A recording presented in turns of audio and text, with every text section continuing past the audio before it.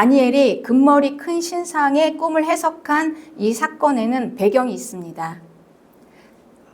다니엘 시대의 바벨론은 갑자기 급부상하는 아주 신흥 국가로 갑자기 막 떠오르는 나라였어요.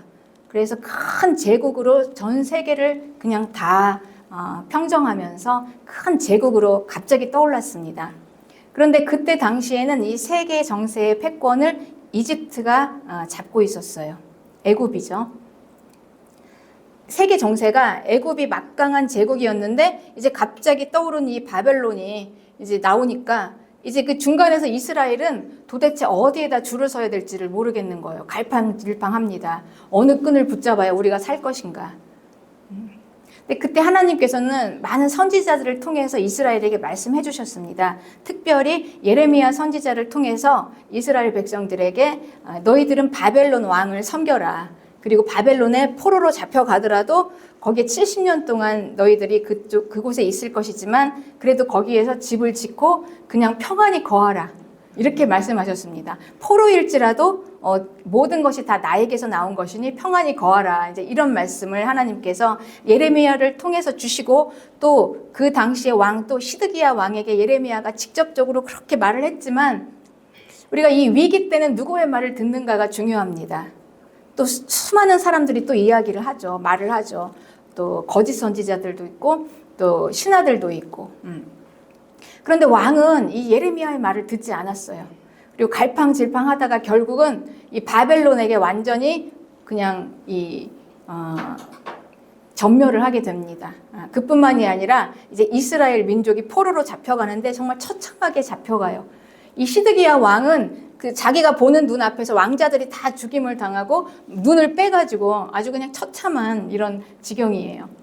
그런 지경으로 이제 왕이 끌려갈 때 그때 이제 이 이스라엘이 다니엘의 포로로 잡혀갈 때 1차로 포로로 잡혀갑니다. 1차, 2차, 3차로 나눠서 이제 사람들이 포로로 잡혀갈 때 1차로 사람들이 이제 포로로 잡혀갈 때 그때는 제일 먼저 고관 대작들 그리고 그 당시에 이스라엘의 귀인들 그리고 특별히 엘리트 소년들 그 가운데 다니엘이 있었어요. 다니엘은 엘리트 소년인데다 집안도 좋았고 믿음도 좋았던 아주 탁월한 이제 영재였습니다. 다니엘이 이스라엘의 포로로 1차로 이제 바벨론에 넘어가게 된 것입니다. 이제 이런 정황이 있어요. 이 정황에서 이 시대에 이제 왕이 누구였냐? 바벨론의 왕이 바로 그 유명한 느부갓네살 왕이었습니다. 근데 느부갓네살 왕이 그렇게 떠오르면서 이 바벨론이 갑자기 막 그 나라가 급부상하게 됐죠. 강국으로, 세계 강국으로. 세계 정세는 이제 바벨론이 대제국이 되어가지고 그쪽에 이제 힘을 다 싣고 이제 나라를 전 세계를 이제 이 바벨론이 한 소나기에 쥐고 그렇게 이제 다스릴 때 그 왕이 느부갓네살 왕이었어요. 이 느부갓네살 왕이 이제 그렇게 바벨론을 세우면서 2년이 지났습니다. 2년.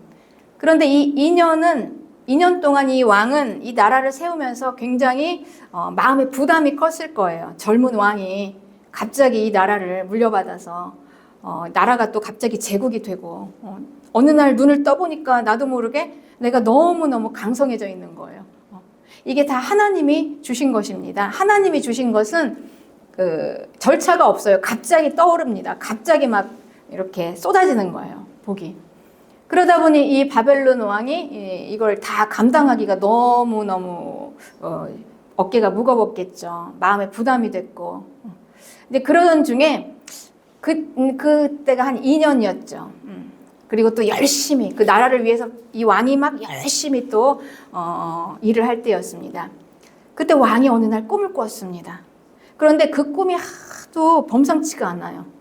이 꿈은 예사로운 꿈이 아닌데 그냥 지나갈 꿈이 아닌데 이 꿈을 해석을 도저히 못하겠는 거예요. 도대체 이 꿈의 의미가 뭔지. 그 꿈이 대단히 뭔가 특별한 꿈인 거는 같지만 해석을 못하겠어요. 그런데 보통 이제 그 나라 당시에는 나라마다 그 나라의 수호신이 있었습니다. 나라를 지키는 신이 있었어요. 사람이 할 수 있는 일이 있지만 사람이 할 수 없는 일들이 얼마나 많습니까? 그때마다 이제 신들에게 빌죠. 그리고 신들에게 제사도 드리고. 그래서 이 바벨론을 지키는 수호신은 마르둑이라는 아주 강성한 신이었습니다. 전 세계의 신이었죠. 그런데 이 신을 섬기는 제사장 그리고 또 지혜자들이 있었습니다. 그리고 무당들 또 수많은 영들, 영이 열려서 영의 일을 하는 박수라고 그러죠. 박수무당. 이런 자들이 많이 있었어요. 점치는 자들. 이런 자들이 왕의 옆에서 사람이 할 수 없는 것들을 도왔고 신들에게 제사를 드리면서 도왔고 또 왕에게 또 좋은 조언도 했고 지혜자들이에요. 그러니 이 왕에게는 이들이 굉장히 중요합니다. 왕 혼자서 이 그 큰 제국을 다 끌어갈 수가 없으니 그 지혜자들이 굉장히 중요하죠. 그래서 이 지혜자들의 그룹이 있었습니다. 그래서 이제 그들을 다 불렀어요. 다 불러서 이제 왕이 이 꿈을 해석을 해라. 그런데 이 꿈이 너무 중요한 꿈이었기 때문에 보통 이제 이런 지혜자들은 자기가 잘 모르면은 얼렁뚱땅하게 그냥 왕이 듣기 좋은 말로 그냥 이렇게 다 해석하고 그러고 지나가는 경우도 있겠죠. 그러니 이 왕이 이렇게 말을 합니다. 너희들이 내 꿈을 해석을 하는데 내가 무슨 꿈을 꾸었는지까지도 말을 하라. 그냥 꿈이 내가 이런 꿈을 꾸었으니 해석해라가 아니라 내가 꾼 꿈이 무엇인지를 너희들이 알아맞추고 그리고 그거에 대한 해석까지 하라. 이렇게 왕이 명령을 내렸습니다.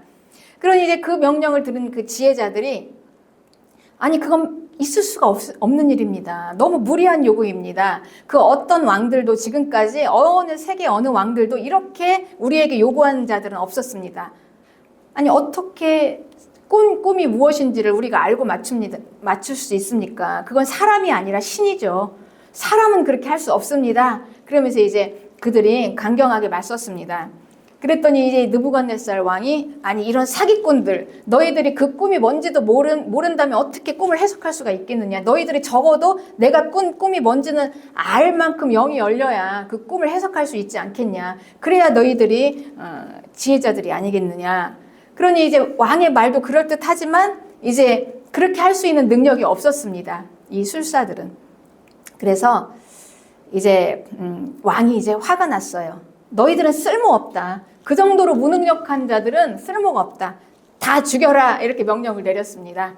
그래서 이제 왕의 근위대장이 다 죽이려고 막 이제 칼을 빼들고 나가는 참이었어요. 그때 이제 다니엘은 이 지혜자들의 그룹의 견습생이었습니다. 이제 바벨론에서 포로로 그렇게 잡혀와서 이제 왕이 키우는 거예요. 그래서 이제 탁월하고 영재이고 좀 하나님을 믿고 여호와 하나님을 섬기는 그리고 영이 열려져 있는 그런 영재들을 이제 지혜자의 그룹에 넣어서 이제 수련하고 있는 수련생이었어요. 그런데 이제 다니엘과 같이 온 이 친구들이 있었습니다. 그런데 이들도 이제 위험하게 된 거예요. 그냥 다 싹 죽여버려라. 이제 왕이 이렇게 명령을 내린 겁니다. 그러니 이 느부갓네살 왕이 얼마나 대단한 왕이었는지.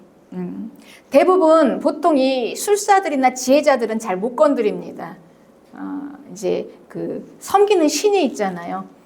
우상이지만 비록 우상일지라도 그 신들이 무서워서 무당을 우리 함부로 못 죽이잖아요. 그런데 이 느부갓네살 왕은 그냥 다 죽여라 이렇게 했으니 얼마나 이 왕이 막강하고 강력한 왕입니까? 그때 이제 이 다니엘이 이제 그 말을 전해 듣고 다 죽게 생겼잖아요. 자기도 죽고 친구도 죽고. 그래서 이제 잠깐만 기다리십시오. 잠깐만 기다리십시오 하고 이제 왕을 찾아갔습니다.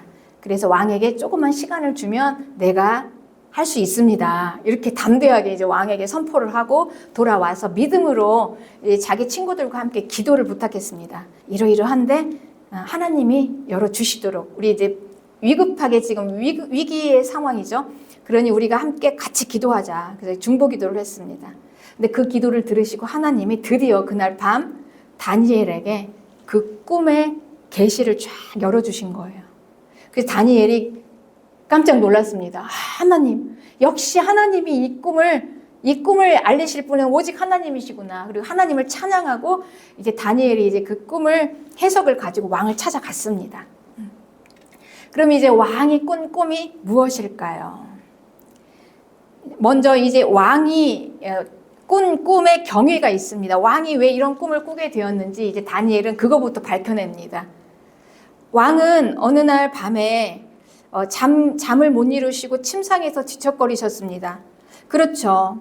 왕이 이것저것 생각하다 보니까 아니 내가 어느 날 갑자기 이렇게 이 제국의 대제국의 왕이 되었는데 그런데 이건 나에게 너무나 버겁죠. 이 어린 왕이 젊은 왕이죠. 젊은 왕이 감당하기는 너무나 이 버거운 일들인데 앞으로 이 바벨론은 어떻게 되며 이 세계 정세는 어떻게 될 것인가 이 생각 저 생각 하다 보니 이제 왕이 잠이 안 오는 거예요. 그래서 앞으로 이 바벨론은 어떻게 되겠습니까? 이제 이런 생각을 질문을 하면서 이제 잠이 들었는데 이 꿈의 내용은 하나님께서 그 바벨론의 느부갓네살 왕의 마음을 아시고 그날 전능하신 하나님께서 여호와 하나님께서 바벨론의 왕인 이 느부갓네살 왕의 꿈에 응답하는 내용입니다. 그러니 이 꿈은 그날 밤 바벨론 왕이 느부갓네살 왕이 생각했었던 그 생각에 대한 응답이에요. 이 왕 모든 것을 다 주관하시는 하나님, 이 왕까지도 주관하시는 하나님, 바벨론의 왕까지도 주관하시는 하나님께서 자기가 세우신 왕을 그 물음에 하나님께서 직접 응답을 하신 것입니다. 그러니 이 꿈의 내용은 왕이 생각했던 일을 하나님께서 응답하신 응답의 내용입니다. 앞으로 되어질 일을 꿈으로 하나님께서 말씀하셨습니다. 이렇게 이제 다니엘은 말을 시작합니다. 그리고 이제 왕이 꾼 꿈을 이제 다니엘이 쭉 설명을 합니다. 왕은 이런 꿈을 꾸셨습니다. 왕이 그날 밤 보신 거는 큰 신상을 보셨습니다. 그런데 그 신상이 얼마나 크고 얼마나 찬란하게 빛이 나는지 그 위상에 왕이 깜짝 놀라셨을 것입니다. 이렇게 이제 시작합니다. 꿈의 내용을. 그 우상이에요. 큰 우상이죠. 그런데 그 우상의 신상이 어떻게 생겼냐면 머리는 순금이고 그리고 가슴과 두 팔은 은으로 되어 있고 배와 넓적다리는 노스로 되어 있고 그리고 그 종아리는 쇠요 그 발은 얼마는 쇠요 얼마는 진흙이었나이다. 왕은 이런 신상을 보셨습니다. 느부갓네살 왕은 꿈에서 그 신상을 보고 너무 놀랐어요. 그리고 그 신상의 그 엄청난 크기와 그 광채와 그 분위기에 압도당해 가지고 있었습니다. 그런데 어디서 한 돌이 날라왔습니다. 그래서 이 돌이 신상의 쇠와 그리고 진흙의 발을 쳐서 부서뜨림에 그때 쇠와 진흙과 놋과 은과 금이 그러니까 이 신상이 다 부서져 가지고 여름 타작 마당에 겨같이 되어 바람에 불려간 곳이 없었고 우상을 친 돌은 태산을 이루어 온 세계에 가득하였나이다. 이게 다니엘서 2장 35절입니다. 그러니 이제 다니엘이 이렇게 이제 왕의 꿈을 이야기했어요. 그러니 이제 왕이 얼마나 놀랐겠습니까? 그래, 맞아. 나는 그때 신상을 보았어. 그리고 어느 한 돌이 날라와서 그 신상을 산산이 부숴서 조각내는 것을 보았는데 너무 신기하고 너무나 이 꿈은 예사롭지가 않은 꿈이었지. 이제 왕이 그렇게 생각을 하겠죠. 그리고 이제부터 이제 그 꿈을 다니엘이 해석하기 시작합니다. 이제 해석은 이렇습니다 하고 이제 해석을 합니다. 느부갓네살 왕이요. 왕은 온 땅의 왕 중의 왕입니다. 왕들의 왕입니다. 그만큼 느부갓네살 왕은 엄청난 권세와 능력과 엄청난 힘을 가지고 있습니다. 그런데 그 힘을 누가 주셨냐? 하늘의 하나님께서 주셨습니다. 느부갓네살 왕이 스스로 취한 게 아니라 어느 날 갑자기 하나님께서 왕을 부르셔서 그 왕에게 이 권세를 주셨는데 이 권세가 얼마나 대단한 권세인지 온 땅의 사람들과 그리고 짐승들까지 그리고 공중의 새들까지 왕의 손에 다 넘겨주셨습니다. 하나님께서 맡겨주셨습니다. 그러니 왕은 이런 막강한 왕이십니다. 그러나 그 권세는 하나님이 주신 것입니다. 하늘의 하나님께서. 그러니 왕은 그 금머리입니다. 이렇게 시작해요. 그리고 머리가 금으로 돼 있어요. 그런데 그 머리가 바로 왕입니다. 이렇게 얘기해요. 예, 그러니 이 왕과 그 나라는 동일합니다. 동일하게 취급이 돼요. 그래서 그 머리는 왕입니다. 즉 그 머리는 바벨론입니다. 그 말이죠. 그리고 이제 이 가슴과 두 팔은 은으로 되어 있습니다. 이 가슴과 두 팔, 은으로 된 이 가슴과 두 팔은 이제 바벨론의 다음에 일어날 나라입니다. 그런데 왕만 못하죠. 그 나라는 바로 바벨론을 치고 바벨론을 이기고 일어선 페르시아 제국입니다. 그리고 그 다음 이제 이 배와 넓적다리는 놋으로 돼 있죠. 이 놋처럼 강한 나라가 이제 일어나서 페르시아를 치고 일어나게 될 것입니다. 그게 바로 헬라 제국입니다.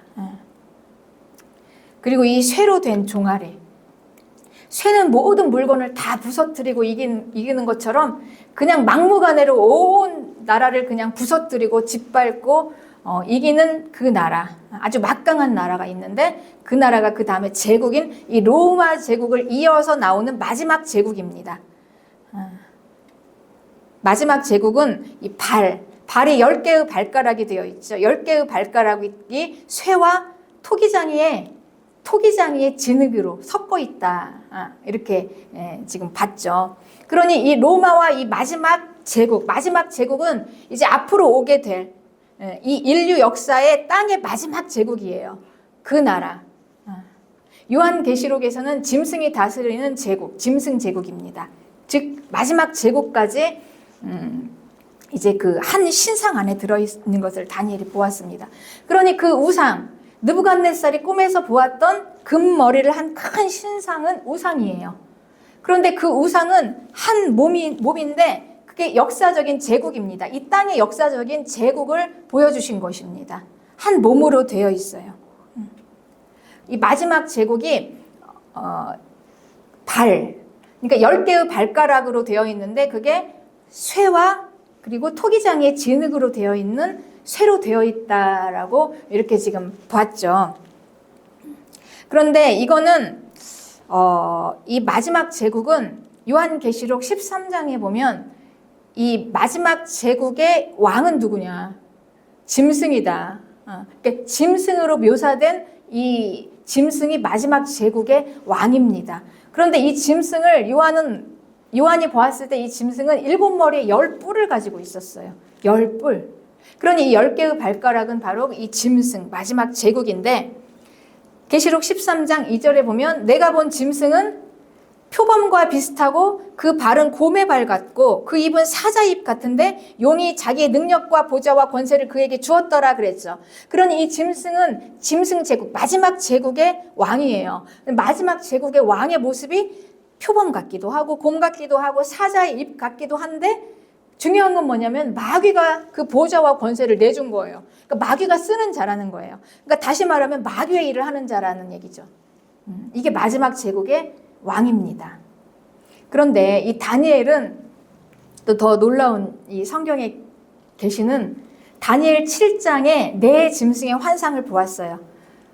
네 짐승의 환상을 다니엘이 7장에서 네 짐승의 환상을 보았던 그 환상은 느부갓네살 왕이 꿈에서 본 큰 신상은 세계 대제국이었죠. 땅의 역사의 제국이었습니다. 그런데 그 느부갓네살 왕이 본 그 우상, 그 신상이 다니엘은 7장에서 자기가 계시를 봤는데 이 세계 제국을 짐승의 모습으로 보았어요.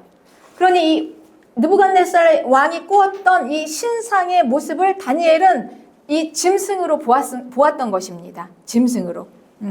그런데 이 짐승이 첫째는 사자였어요. 그리고 둘째는 곰이었어요. 셋째는 표범이었습니다. 그리고 넷째는 쇠로 된 이를 가진 10뿔 달린 짐승이었어요. 그러니 이 바벨론과 페르시아와 헬라와 마지막 짐승 제국의 이 역사적인 모든 제국의 이 제국의 모습을 짐승이라는 한 모습으로 이제 다니엘이 7장에서 환상으로 받은 것입니다.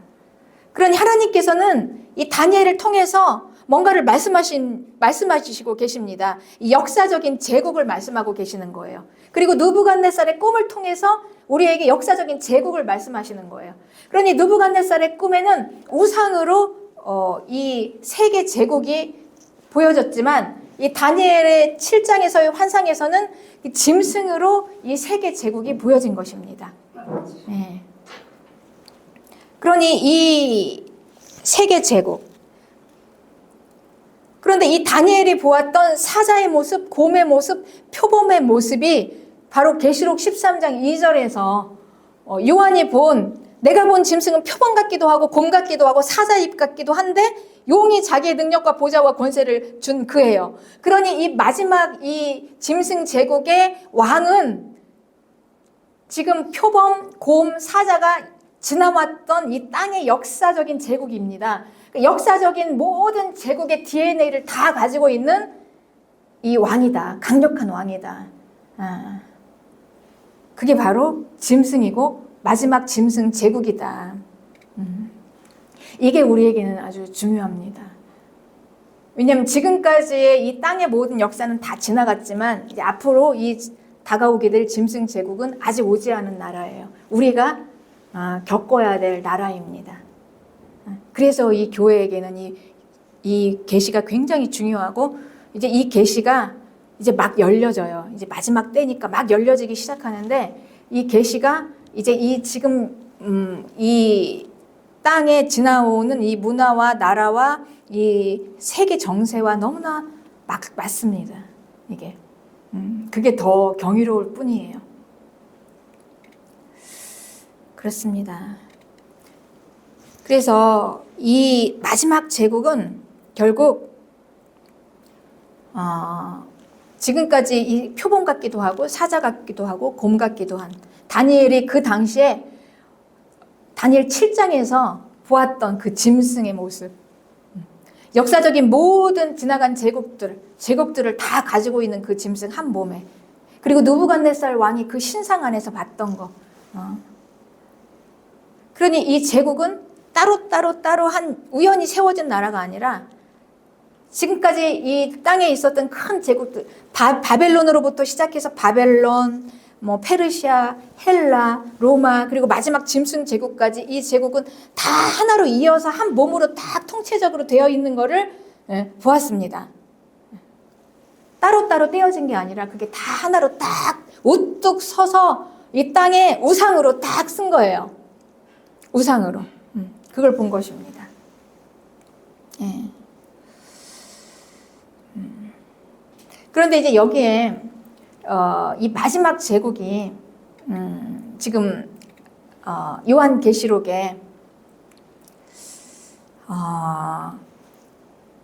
지금 요한계시록에 10뿔로 나왔죠. 이 짐승의 모습이 10뿔로 나왔는데 다니엘은 이걸 10발가락으로 봤습니다. 발이 쇠와 진흙이 섞여 있었다. 이렇게 봤어요. 다니엘서 2장 43절에 보면 왕께서 쇠와 진흙이 섞인 것을 보셨은즉 그들이 다른 민족과 서로 섞일 것이나 그들이 피차에 합하지 아니함이 쇠와 진흙이 합하지 아니함과 같으리이다. 이게 다니엘이 본 환상인데 이게 이제 마지막 오게 될 제국을 다니엘이 보았습니다. 느부갓네살 왕이 꿈에서 보았던 이 땅의 제국들은 바벨론, 그리고 페르시아, 헬라, 그리고 로마를 지나서 마지막 제국까지 이 땅의 모든 제국들이 그냥 딱 그 한 신상의 우상이라는 이름으로 우상으로 딱 앞에 쓴 것입니다. 하나로. 그렇게 본 거예요. 우상으로 딱 쓴 거예요. 그리고 이제 다니엘은 그걸 7장에서 바벨론, 그리고 헬라, 페르시아, 그리고 로마를 지나서 마지막 제국을 그냥 한 몸을 가진 짐승이라는 모습으로 딱 그걸 본 것입니다. 그리고 요한계시록에서는 그것을 그 모든 DNA를 다 가지고 있는 10뿔 가진 짐승이 나와요. 그게 마지막 짐승 제국의 왕이에요. 다 이어지죠. 그래서 그거를 이제 본 거예요. 요한이. 그렇습니다. 그리고 그 계시를 지금 오늘 하나님께서는 우리에게 열어주시고 계시는 것입니다. 교회가 너무나 중요하죠. 그러나 이 제국의 정체는 무엇이냐? 그러니 이 제국의 정체는 바로 우상이라는 거예요. 우상. 금머리를 가진 큰 신상은 우상이었습니다. 우상. 느부갓네살 왕에게 하나님께서 보여주신 꿈에 보여주신 그 제국, 제국은 이 땅에서 아무리 사람들이 열심히 아주 유력한 자들이죠. 유력하고 힘 있는 자들이 열심히 세웠습니다. 세웠는데 그 제국을 세웠는데 그 제국은 결국은 우상일 뿐이에요. 하나님 앞에서. 큰 신상의 모습이었습니다. 우상의 모습. 그 우상의 모습으로 제국이 우뚝 딱 서 있는 것입니다. 그런데 우상은 무엇입니까, 여러분? 우상은 그야말로 신상이에요. 신상. 하나님 이외에 하나님 같은 것입니다. 이게 제국의 정체입니다. 하나님이 아니에요. 하나님 없이 자기들이 열심히 세워진, 땅의 사람들이 열심히 세운 나라. 그들은 처음에 바벨탑으로 시작했습니다. 바벨탑을 열심히 세웠습니다. 하나님 없이 세웠죠. 그리고 이제 바벨론이라는 나라를 세웠습니다. 그리고 페르시아, 헬라, 로마 제국을 이어서 마지막 짐승 제국까지 땅의 사람들은 열심히 자기들의 힘으로 우상을 세웁니다. 하나님 없이 하나님의 자리를 차지하는 거예요. 그건 하나님을 밀쳐내버리고 하나님이 되는 것입니다. 우상은 하나님이 아니지만 하나님인 거예요. 하나님이 아니지만 하나님처럼 섬기고 예배하고 하나님이 되는 것이 우상입니다. 그러니까 이 땅의 사람들은 제국을 세웁니다. 그래서 하나님께서는 그걸 보여주신 것입니다. 느부갓네살 왕의 큰 신상을 통해서 이 땅의 온 제국, 바벨론, 페르시아, 헬라, 로마, 마지막 짐승 제국까지 온 이 세상 제국을 한 몸으로 해서 우상으로 집약해서 보여주신 거예요. 이게 제국이다라고. 그리고 더 놀라운 계시를 보여주십니다. 그 제국이 아무리 그 제국이 그 찬란하게 빛나고 광채가 그 압도되는 분위기로 큰 신상으로 서 있을지라도 한 작은 돌 하나가 쭉 와서 사람의 손으로 던진 게 아니라 그냥 이렇게 떠 있어요. 그 돌 하나가 딱 뜨더니 스스로 떠 있는 돌이 하나가 와서 딱 이 우상의 발을 칩니다. 그러니 발부터 다 산산조각 다 그 우상이 무너지기 시작해요. 그래서 우상이 완전히 다 공중에서 여름 타작마당에 겨같이 막 다 흩어져서 없어져 버리는 그 꿈을 꾸게 된 거예요. 그리고 이 다니엘은 이제 그걸 해석하기 합니다. 세상은 그렇게 제국을 세우면서 우상으로 된 제국, 우상인 제국을 세울지라도, 세상은 제 아무리 강력한 제국을 세울지라도 하나님은 하나님의 나라를 세우십니다. 다니엘서 2장 44절입니다. 이 여러 왕들의 시대에 하늘의 하나님이 한 나라를 세우십니다. 그런데 이 나라는 영원히 망하지도 아니할 것이요, 그 국권이 다른 백성에게도 돌아가지도 아니할 것이요, 도리어 이 모든 나라를 쳐서 멸망시키시고 영원히 설 이 하나님의 나라를 하나님께서 세우십니다. 이 여러 제국의 시대에 하나님께서는 계속해서 자기 나라를 계속 세우고 계십니다. 그러니 우리는, 성도는, 이 나라로 들어갈 자들은 누구인가? 제국에서 살다가 하나님의 나라가 보여요. 하나님의 나라로 들어온 자들입니다. 이게 성도들이에요. 하나님은 하나님 나라의 백성들을 모으십니다. 이 제국에서 살다가 성도들은 하나님 나라의 백성이 됩니다. 하나님 나라의 백성이 되어서 예수님의 피로 하나님의 자녀가 되어서 그 하나님의 나라로 들어가는 거예요. 영원한 하나님의 나라. 그 나라로 들어가는 자가 바로 저와 여러분입니다. 우리는 이 계시를 보고 이제 시대를 분별하고, 이 교회는 특별히 이 마지막 때에 다가올 이 제국, 아무리 이 막강한 제국일지라도 이 제국 안으로 우리가 들어가는 게 아닙니다, 여러분. 우리는 이 제국 안에서 나와서 하나님의 나라로 들어가는 자들입니다. 이걸 우리는 분명히 알고 살아야 하는 것입니다. 그래서 이 하나님의 나라, 이 예수님이 왕이 되는 나라예요. 예수님이 왕이 되어서 이 땅의 모든 제국들을 그냥 한마디로 우상이에요. 그들을 그냥 싹 쓸어버리고, 그리고 그들은 한마디로 짐승이에요. 영혼이 없고 마음이 없는 짐승입니다. 하나님의 영혼이 없어요. 하나님의 영이 없어요. 그 짐승들을 싹 쓸어버리고 하나님께서는 예수님이 왕이 되는 나라를, 이 땅에 예수님의 제국을 세우실 거예요. 예수님의 왕국. 예수님의 왕국이 세워질 것입니다. 그리고 우리 성도들은 그 나라로 들어가서 1000년 동안 우리가 거기서 왕노릇을 하게 될 것입니다. 그 나라는 반드시 옵니다. 우리는 이걸 믿음으로 받는 것입니다. 그래서 여러분, 우리는 예수님의 피로 구원을 받았습니다. 그러나 성도는 이 구원을 받은 게 끝이 아니에요. 이 구원을 받은 것은 앞으로 우리가 가야 할 그 나라에 대한 서곡에 불과해요. 구원은. 우리는 구원을 받았고 이 구원을 증명해주는 증거가 성령입니다. 성령이 우리를 증거해 주시고 우리는 끝까지 마지막까지 우리는 힘을 다해서 그 나라로 들어가야 합니다. 거기까지 가야 하는 거예요. 여러분, 이걸 우리가 알고 사시길 바랍니다. 우리는 지금 제국에 있습니다. 이 땅의 제국에 있어요. 땅의 우상 안에 들어있어요. 그럼에도 불구하고 지금 하나님의 나라는 계속 시작되고 있습니다. 그리고 전진하고 있습니다. 하나님의 나라는 완전한 하나님의 나라. 이 인류 마지막 끝은 모든 이 땅의 제국은 다 멸망할지라도 하나님의 나라, 그 나라만은 영원히 설 것이다. 마지막 설 것이다. 그럼 우리는 이제 지금부터 우리는 그 나라로 들어가는 것입니다. 왕의 통치, 예수 그리스도의 통치를 받으면서 그 나라로 들어가는 자들입니다. 그리고 그 나라는 완전한 나라로 마지막 날 이제 우리 앞에 오게 될 것입니다. 그렇습니다. 그러니 우리는 힘써 싸우고 애쓰면서 그 나라를 향해 달려가는 거예요. 제국에서 나와서 그 나라로 향해서 달려가는 것입니다. 그래서 마지막 요한계시록에서는 이 교회의 부르심을 이렇게 부르셨습니다. 요한계시록에서 음녀 바벨론은 온 땅의 문화와 그리고 온 땅의 상업의 중심지인 거대 시티예요. 그런데 교회를 이 바벨론에서 나오라고 부르십니다. 바벨론에서.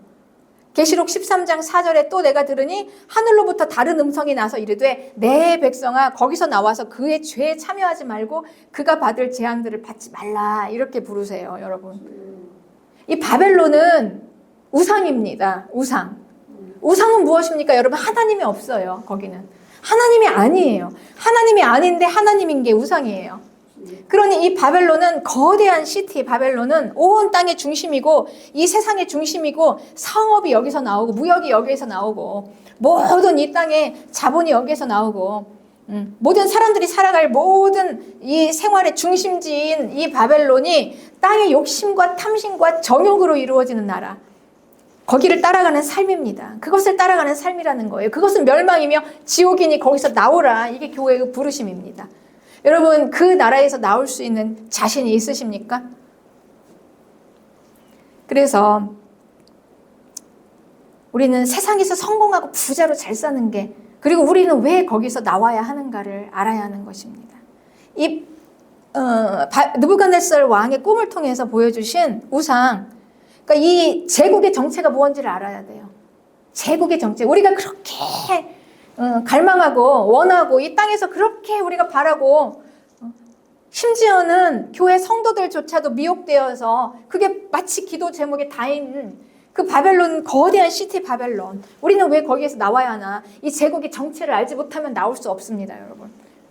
그리고 우리는 나오지 못하면 같이 함께 바벨론에 들어가서 불타요. 멸망과 지옥으로 가게 되는 것입니다. 그러니 이 바벨론을 추구하고 바벨론을 바라던 이 인생이 하나님의 나라로 들어가려니, 하나님의 나라는 내가 죽고 다 없어지고 다 버리고 들어가는 나라인데, 십자가를 지고 들어가는 나라인데, 여러분 이걸 누가 하겠습니까?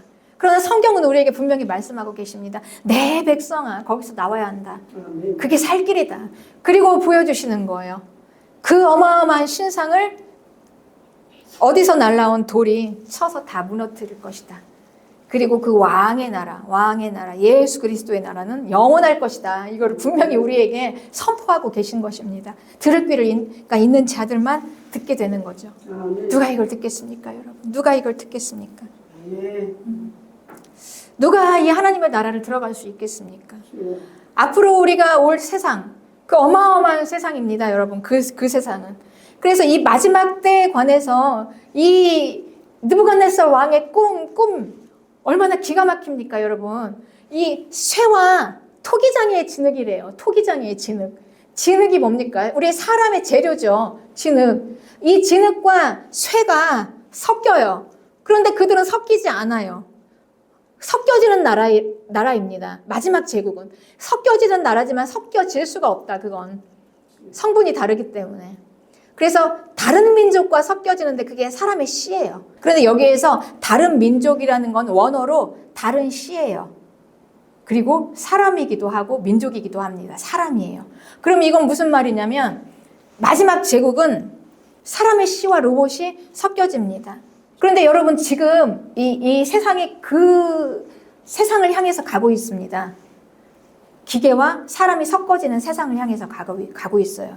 로봇과 사람이 섞어지는 이 세상을 향해서 가고 있습니다. 그 세상이 지금 다가오고 있습니다. 이제 교회는 이거를 분별해야 하는 것입니다. 그래서 이제는 앞으로 이제 로봇이 일을 하고 사람은 고소득을 받으면서 살겠죠.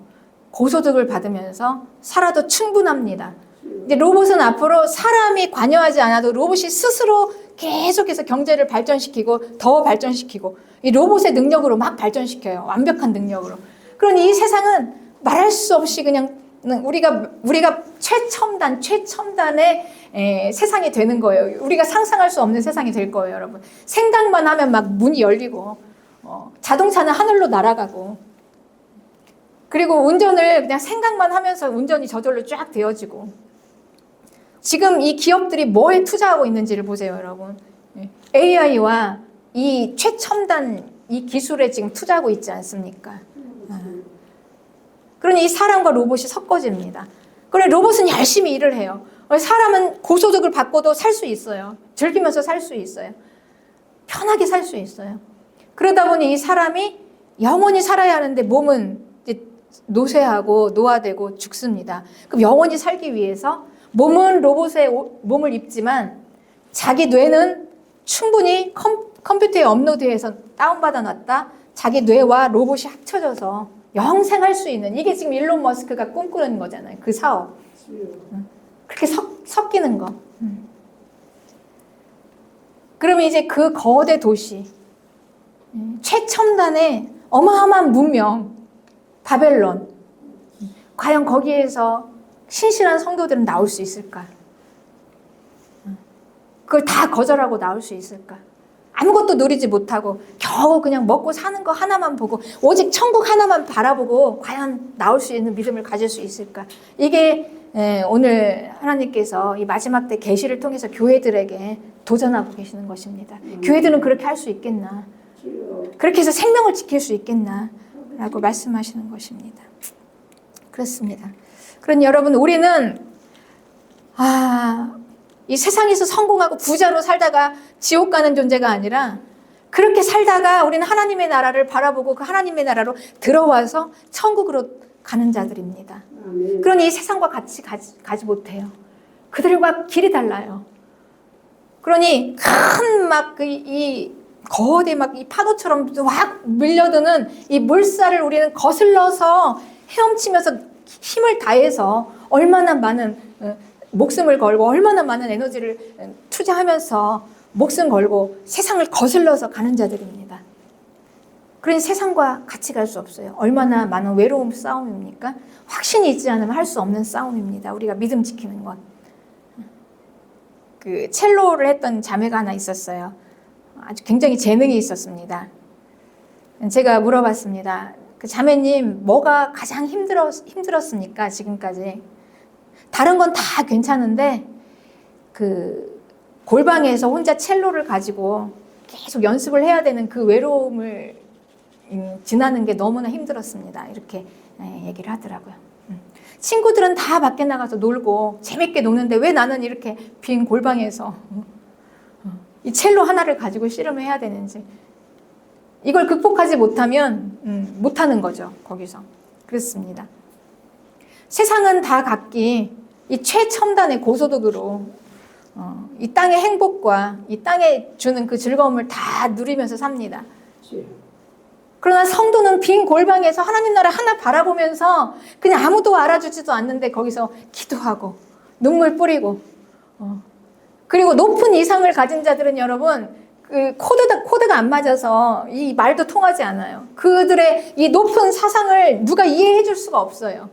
그냥 오직 하나님께 기도하면서 다 푸는 거죠. 그렇습니다. 그래서 세상과는 다른 길입니다.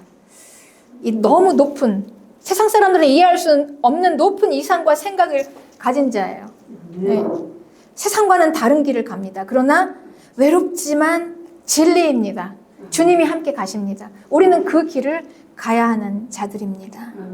그렇습니다, 여러분. 그래서 이 스가랴서 14장 4절에는 그날의 마지막 날, 예수님 오시는 날이에요. 그날에는 예수님의 발이 예루살렘 앞 곧 동쪽 감람산에 설 것이다. 이스라엘 땅에 설 것이다. 이스라엘은 영원합니다. 이스라엘 하나님의 나라는 이 땅의 영원한 하나님의 나라예요. 지금은 아무리 전쟁과 뭐 저렇게 막 난리 법석일지라도 마지막 하나님의 나라예요. 그 나라는. 예수님이 그 나라로 오십니다. 여러분, 감람산에 서실 것이다. 그가. 감람산은 그 한가운데가 동서로 갈라져서 매우 큰 골짜기가 되어서 산 절반은 북으로 절반은 남으로 옮겨가더니 5절에 그 산 골짜기는 아셀까지 이를지라. 감람산에서부터 아셀까지 골짜기가 쫙 갈라진대요. 여러분, 아셀은 이스라엘의 북쪽 끝입니다.